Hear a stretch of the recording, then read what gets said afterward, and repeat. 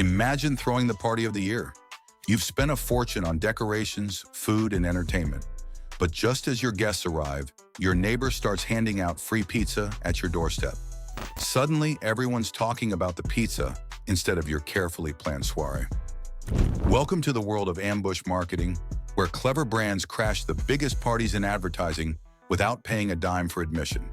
Today on Business Sherlock, we're pulling back the curtain on the sneakiest, most audacious marketing tactic in the game. Get ready to see how David takes on Goliath, armed with nothing but wit, timing, and a whole lot of chutzpah.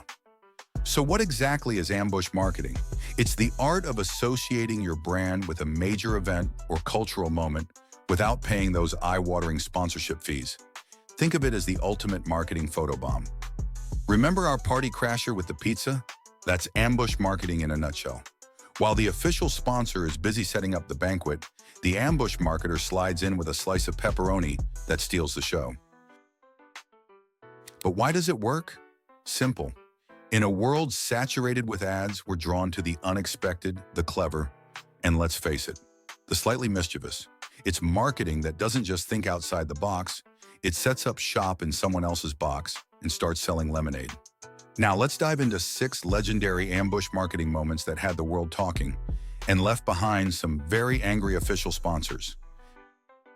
Picture this.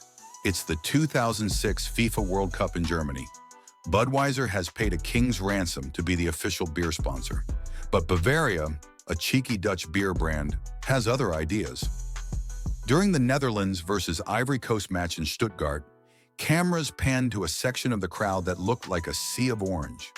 At first glance, it seemed like enthusiastic Dutch fans in their national colors. But wait, they were all wearing identical orange lederhosen, branded with Bavaria's logo, supplied by the brand to show their support of the national team. FIFA officials, ever vigilant about protecting their sponsors, sprang into action. They forced these fans to strip down to their underwear or leave the stadium. The result? Images of fans in orange underwear flooded the media, and everyone was talking about Bavaria. The genius of this ambush? Bavaria didn't just steal Budweiser's thunder, they created a viral moment that perfectly aligned with their brand's cheeky personality. They turned a few hundred lederhosen into millions of dollars worth of free publicity. This World Cup ambush taught us a valuable lesson. Sometimes the best way to score in marketing is to play an entirely different game. Bavaria estimated that their €500,000 investment generated over 10 million euros in free publicity.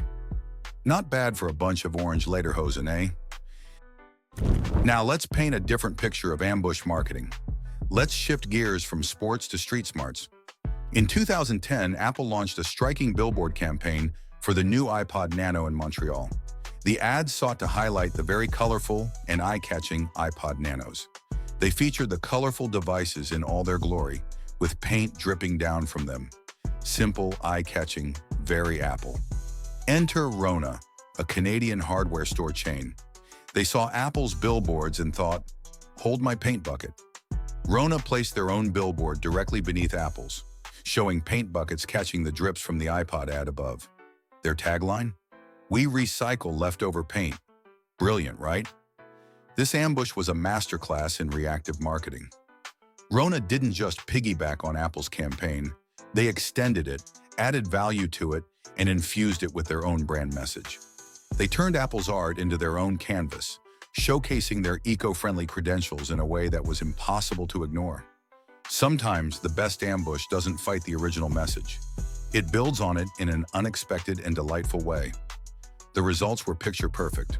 Rona's clever response generated over 1.5 million Twitter impressions and countless news articles, all for the cost of a single billboard. Talk about getting more bang for your buck. Next, let's head to a concert. 2 beer brands and a case of With or Without You.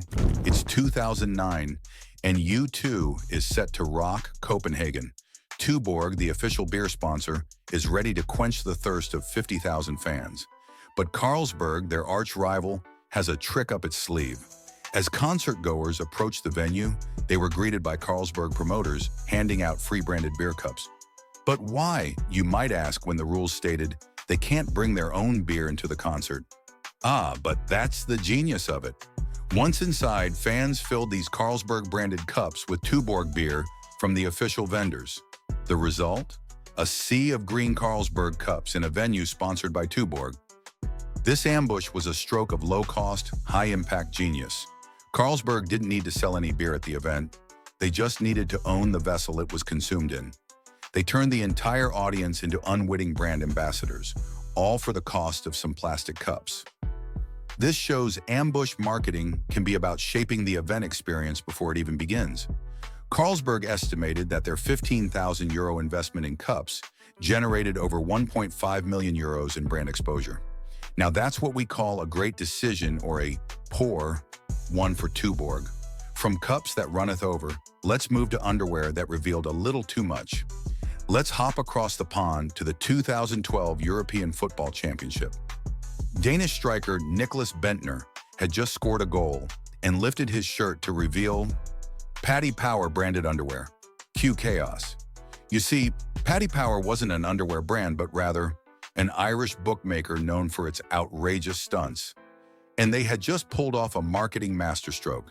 They hadn't paid a cent in official sponsorship, but their logo was beamed to millions of viewers worldwide. The aftermath? Bendtner was fined €100,000 by UEFA, but Paddy Power stepped in to foot the bill. The controversy generated far more publicity than any official sponsorship could have bought. But Paddy Power wasn't done. They took to Twitter, encouraging other players to display similarly branded undergarments, promising to pay any resulting fines. The campaign went viral, generating millions of impressions and cementing Paddy Power's reputation as marketing mavericks. This cheeky ambush showed that sometimes a little controversy can go a long way. Paddy Power didn't just ambush the Euros, they turned a pair of underwear into a global talking point. The final score?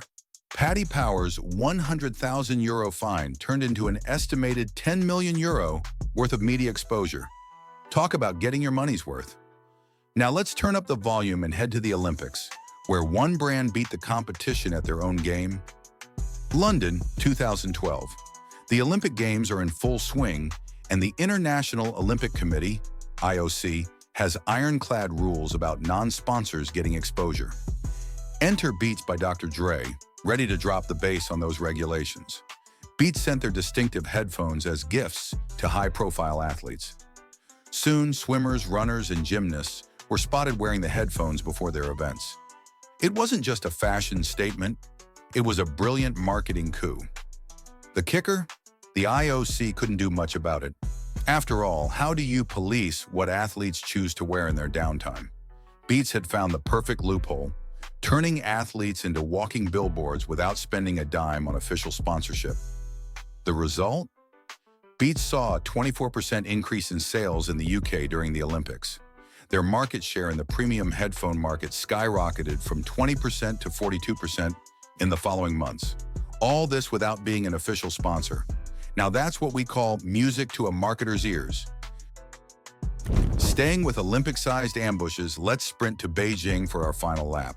It's August 8, 2008. The Beijing Olympics opening ceremony is reaching its climax. The final torchbearer appears, and it's none other than Li Ning, former Olympic gymnast and founder of the sportswear brand named, well, Li Ning. As he glides along the top of the Bird's Nest Stadium to light the Olympic cauldron, the world watches in awe. Here's the twist. Li Ning, the brand, wasn't an official Olympic sponsor. Adidas had paid a reported $80 million for that privilege. Yet here was Li Ning, the man, literally flying the flag for his brand on the world's biggest stage. The IOC's strict rules were powerless against this masterful move. After all, how could they object to a national hero lighting the Olympic flame, even if he shared a name with a rival sportswear brand? The impact was immediate and spectacular. Li Ning's share price soared by 3.5% the very next day. In the weeks following the Olympics, sales jumped by 30%. Later, researchers found that the majority of Chinese viewers thought Li Ning were the official footwear sponsors of the Beijing Olympics. All this from a single moment that cost them nothing in sponsorship fees. Li Ning proved that sometimes the best ambush marketing isn't about breaking the rules. It's about being in the right place at the right time with the right name. So what do orange lederhosen, paint drips, beer cups, lucky underwear, fashionable headphones, and a flying gymnast have in common? They're all weapons in the ambush marketer's arsenal. These brands didn't just piggyback on big events, they created their own moments. They showed us that with enough creativity, audacity, and a healthy disregard for convention, you can steal the spotlight without breaking the bank.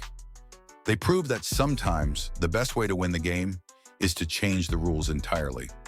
Remember, in the world of ambush marketing, it's not about outspending, it's about outsmarting.